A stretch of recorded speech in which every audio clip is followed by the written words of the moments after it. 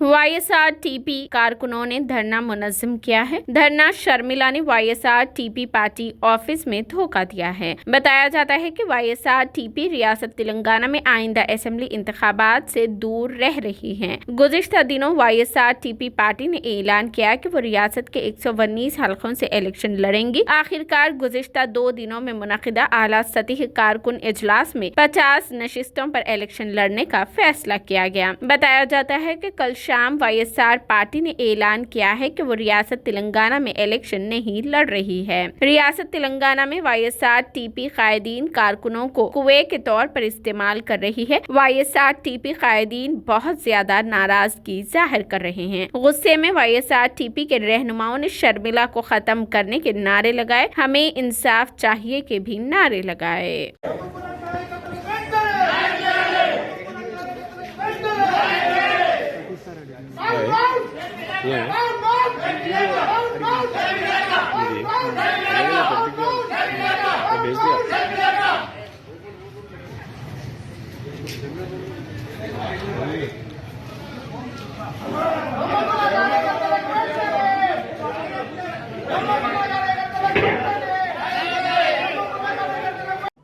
మళ్ళీ కేసీఆర్ గారు ముఖ్యమంత్రి కాకూడదు కాబట్టే కాంగ్రెస్కు ఒక అవకాశం ఇవ్వడం సబబు అనిపిస్తుంది. అందుకనే ఈరోజు కాంగ్రెస్ పార్టీకి మద్దతు ఇస్తుంది వైఎస్ఆర్ తెలంగాణ పార్టీ. పాలేరు ప్రజలు నాకు సమాధానం చెప్పాలి. నన్ను ఏం చేయమంటారు? మొండిగా తెగించి నిలబడమంటారా? పొంగులేటిని ఓడించమంటారా? నన్ను ఓడిపోమంటారా?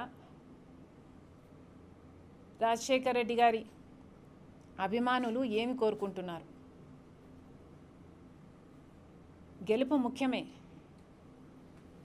గెలుపు గొప్పదే, కానీ త్యాగం అంతకంటే గొప్పది. రాజశేఖర్ రెడ్డి బిడ్డను అర్థం చేసుకుంటారని పాలేరు ప్రజలను మనస్ఫూర్తిగా కోరుతుంది. రాజశేఖర్ రెడ్డి బిడ్డ ఎప్పటికైనా పాలేరు ప్రజలతో ఓటు వేయించుకుంటా, ఎప్పటికైనా పాలేరు ప్రజలను నేను రిప్రజెంట్ చేయాలన్నది నా కోరిక. Thank you.